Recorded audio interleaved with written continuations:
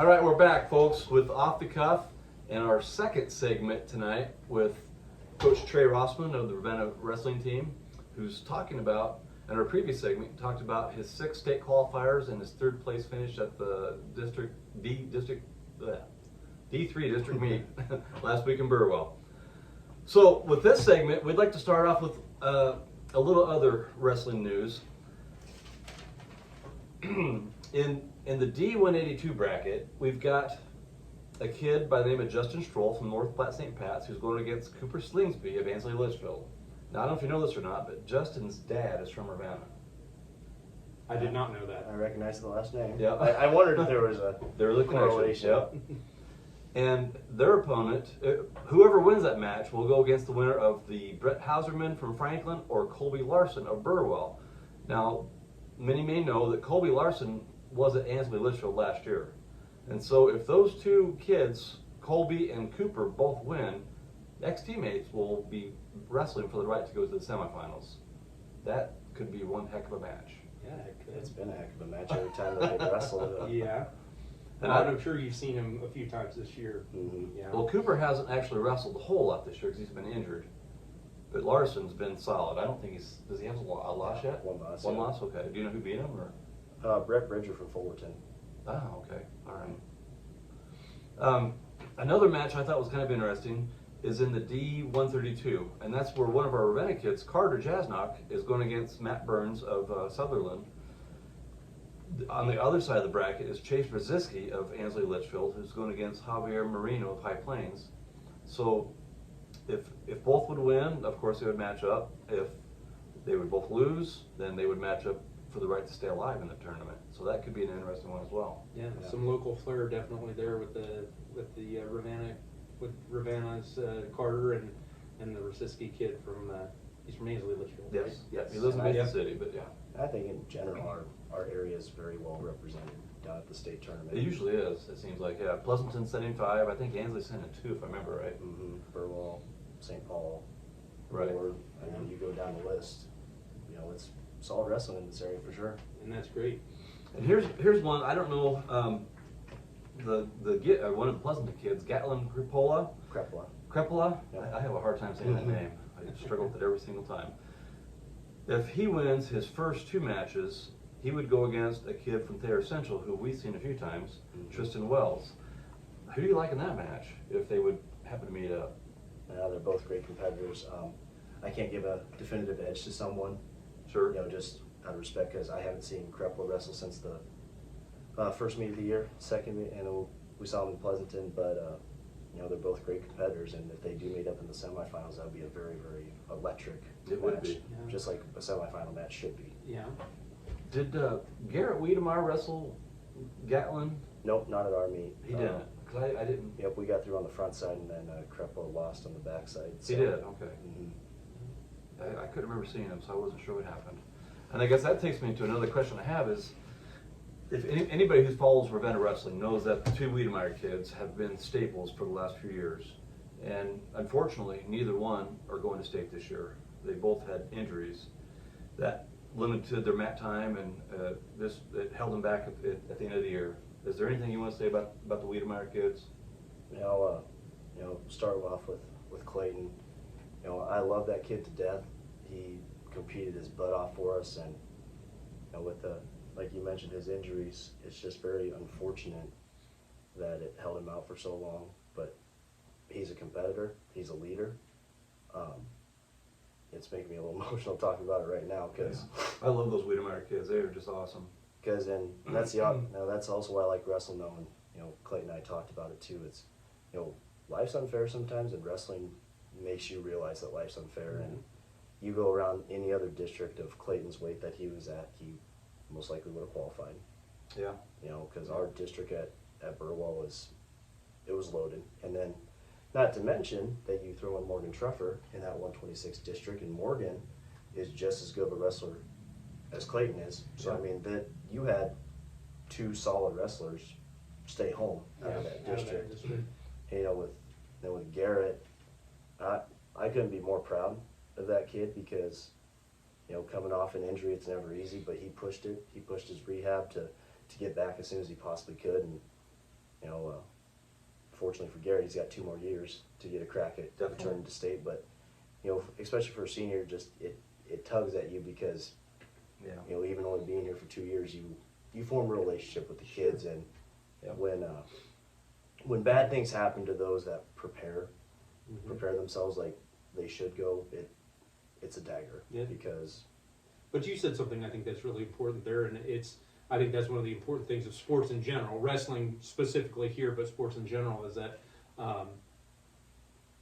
unfair things happen. It's like you said, senior year, worked hard, prepared hard, and it just didn't go his way with injuries.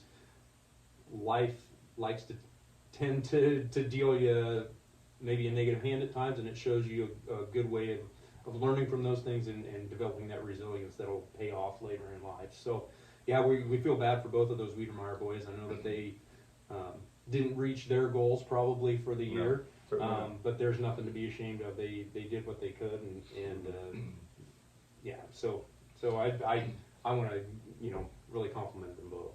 And I do want to touch on something. Both Clayton and Morgan Trumper, you said, were in the 126 pound weight division, and they both lost in the heartbreak round. So in theory, they both could have qualified for state, and a lot of people may not understand that because they're used to the idea of only one kid per weight class per school can go to state. But in Class D, that's different. And it's only been that way for 2 years now? 3 years. 3 years. Yep, 3 years. So basically, you can have 2 entries in a weight class as long as your total entries don't exceed 14. And we're fortunate enough where we're full in all but one weight class. So That worked out perfect. yeah, so Coach Rasmussen, Coach Osmond, and I, we kind of sat down and we were figuring out because we're going to double up somewhere because Right. a kid like Morgan Trefford, he's a very quality, tough-nosed wrestler. He's good. He can't afford to be sitting on the sidelines in district play. Right. So we asked Morgan what he wanted to do. He said he wanted to wrestle 126, so we went with it. And the results are that they are now. Can't go back and change them. No. Right. And you said something there, and we had mentioned something in our previous episode here with Coach Rossman, is I think a couple things that are important there. Number one, I think it's fairly unusual to have a Class D school that has as much depth as you guys have. To have every class or every weight class have a wrestler available, and not just a wrestler that can compete. Again, we had talked a little bit about how the culture, seems to be building with regard to Ravenna wrestling. Did you want to speak about that some? It's a funny thing when you step into a new setting. Anywhere, you want to instill your culture, you want to instill your ways, right?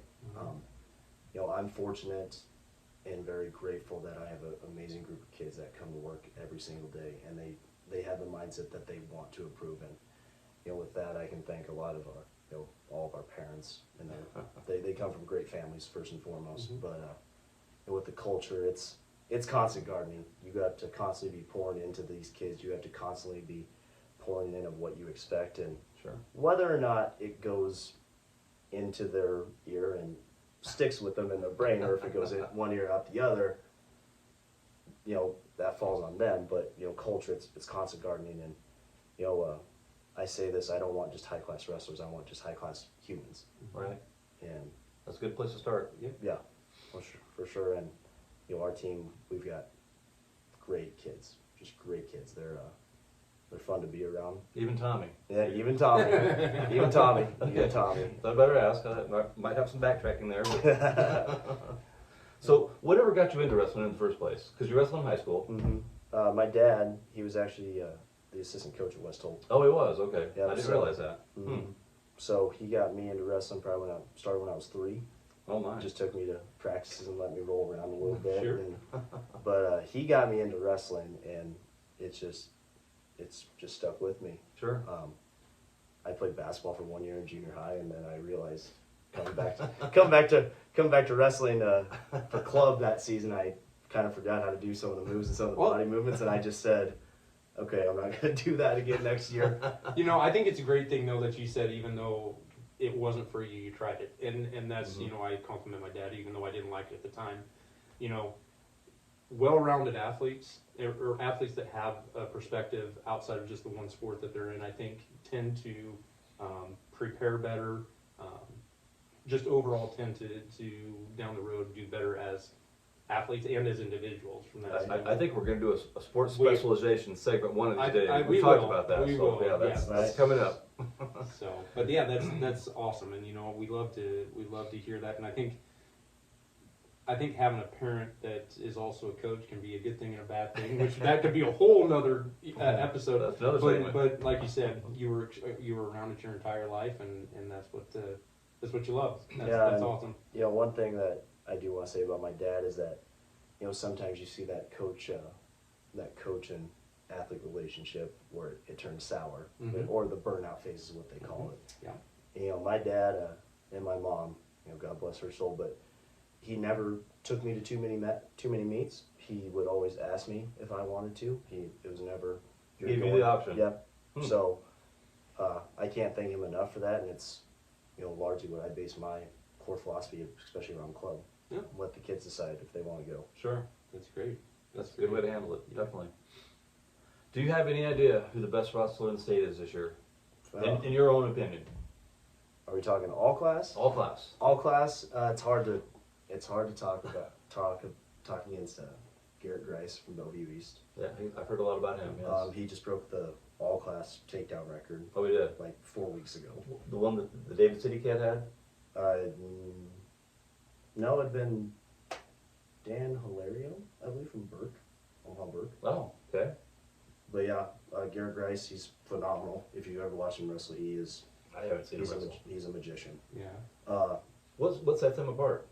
What's that? What sets him apart from other wrestlers, do you think? He's just Is it a commitment to the sport? Or it's his athletic just the ability? commitment. He's very athletic, but it's his commitment. I think it's just the commitment to not so much the winning, but commitment to his craft and just constantly just looking to improve himself. You know, Antrell Taylor from Millard South is another one that's very, very tough. And Millard South, as you know, is one of the premier wrestling programs. They're going to win in the state this year. Yeah. We already know that. But you know, that's some of the Class A. You know, Class B, I'll be honest, I haven't paid much attention. He's usually pretty well stacked, but I It's couldn't pretty tell you well- one either. Yeah, it's pretty well stacked. But Bennington's got a lot of lower class weights that are really tough. you know, But I don't know Kel- their names. Cale Lorderson, he's from Bennington. He's Okay. very tough. I mean, he was a world champion Yeah. Well, for the yeah. for 17 and under at the Worlds. So That'll do it. yeah, That's pretty solid. you know, Class C, there's a lot of great wrestlers in Class C, but you know, probably Christopher Nicolite from Aquinas Catholic or Hunter Vandenberg from Aquinas Catholic. Okay. You know, there's rumor going around that Aquinas Catholic might drop down to Class D. Oh, next good year. Lord, my please no. So, but you know, O'Neill's going to be tough. Valentine's tough. Battle Creek's tough. There's Ord. I mean, you've got Or got some good you wrestlers. got Bridget Rice, Brian Gabriel, Trey Warner, Yeah. and then in Class D, you know, they're all tough. You know, when you get down to this level at state, Oh, yeah. there's no one that you can definitively look at and say That's a win. that's Yeah. a win. Yeah. Exactly, because Yeah. you gotta just take one match at a time. It's postseason. So who do you think is the best wrestler that Ravenna has seen then this year? Because I know a lot of the ones that you just mentioned we haven't seen. Some of Man. them you have, but You know, Levi Kerner from Arapahoe is very impressive. really, that's the one- guy. Huh? Mhm. He's a heavyweight from Arapahoe. Oh, so He's undefeated. Yeah. Yeah. And you know, we've seen a lot of high quality kids too, like Brenner McLaughlin. You know, we saw Plainview at districts last year. They're always tough because they got like Scout Ashburn, Burwell, notoriously tough. I mean, they have Alex Gideon, Colby Larson. They're not as strong as usual this year, I don't think. No, they're but still very good. Of It's course. still Burwell, Yeah. and that's the standard Yeah. that you Yeah. want to Yeah. set The as a culture. coach. Yeah. Absolutely. It's a culture that they've built. Okay, I got a few more questions, Coach.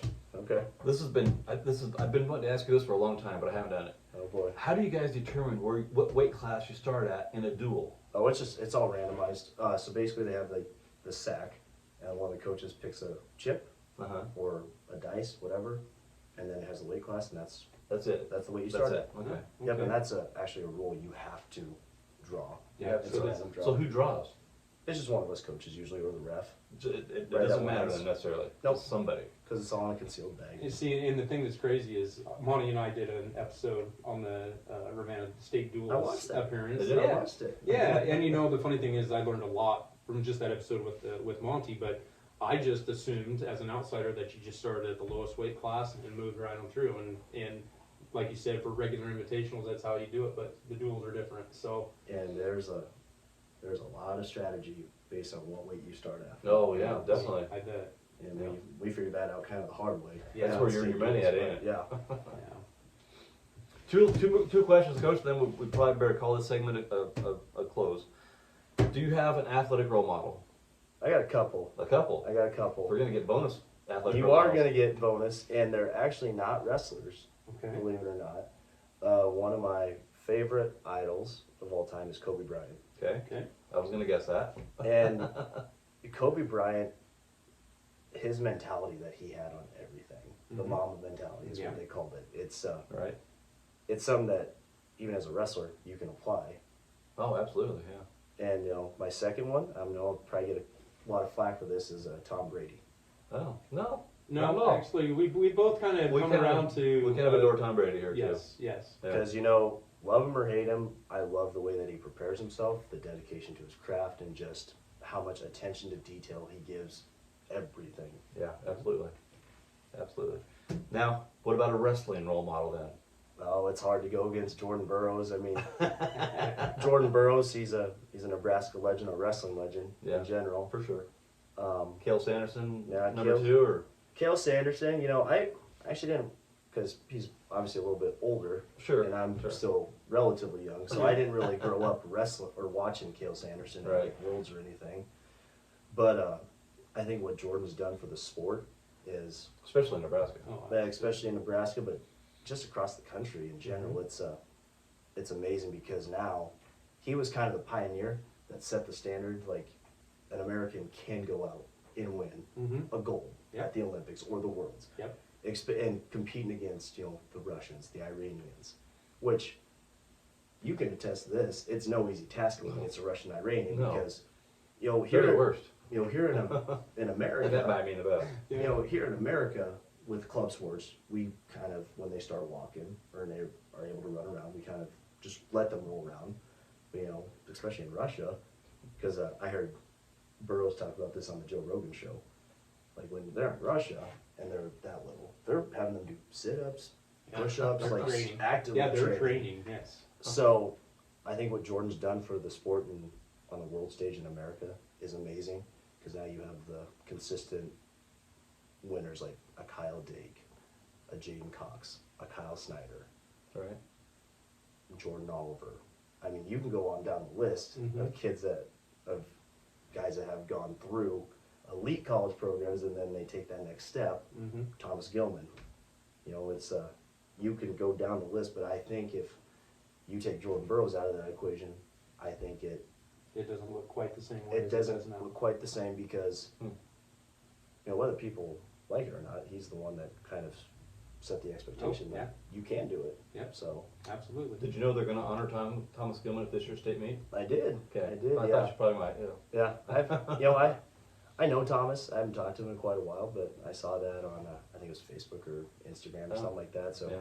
I DM'd him on Instagram and I said, "Hey, dude, it's gonna be good to see you." And he's a good dude. I mean, I know a lot of people It's the get rubbed off the wrong way It's the against scut. them. It's all about the scut. That's all it is. Mm-hmm. Yeah. But Scott is back in their day when they were phenomenal. Right. It's just They were hard like to you root said, for. the culture. Yep. But Yeah. I'm excited to see Thomas. I haven't seen him probably since we graduated, so it'd be Very nice cool. to see him. Very cool.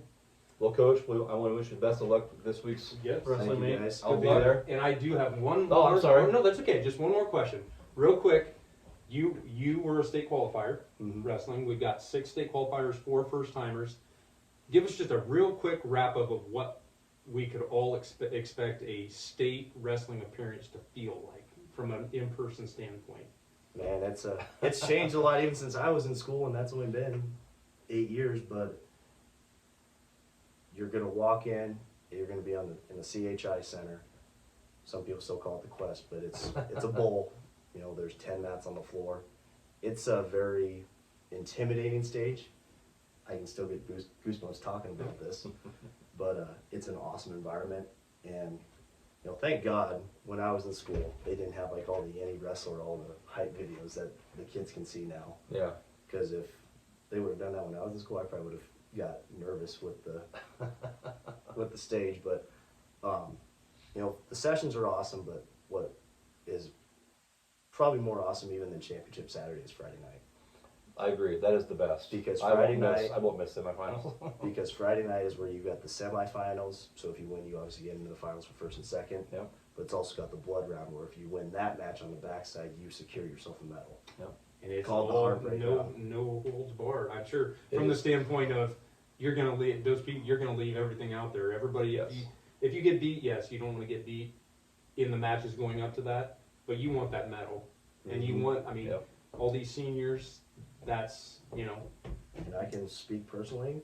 I lost in the heartbreak round my senior year, and it's real. It's gotta be tough. Yeah. It's real. But another thing that I'm excited for this year is the addition of girls wrestling. Yep. And how they get to share the state stage with us. How are they gonna do that? Do you know? I mean, I could pull you up the schedule, and it says that I've seen the schedule girls- too, but the girls will be sprinkled in somehow, but I don't really know. and it doesn't matter. Like you said, exactly how it's going to happen. I'm It's just, just the fact that they're. I'm ecstatic that they got it sanctioned as a sport because absolutely. it's one of the fastest growing sports in America, Yeah. not just Nebraska, but in America. And for them to be able to share that state stage with us this year, it's going to be awesome. That's, When will Ravenna have a girl wrestler?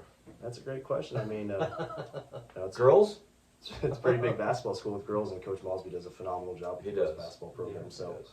might be hard plucking a couple away from him, but if anyone wants to, I'd be more than happy to. So coach any of them. those girls that can't make a shot go up for wrestling.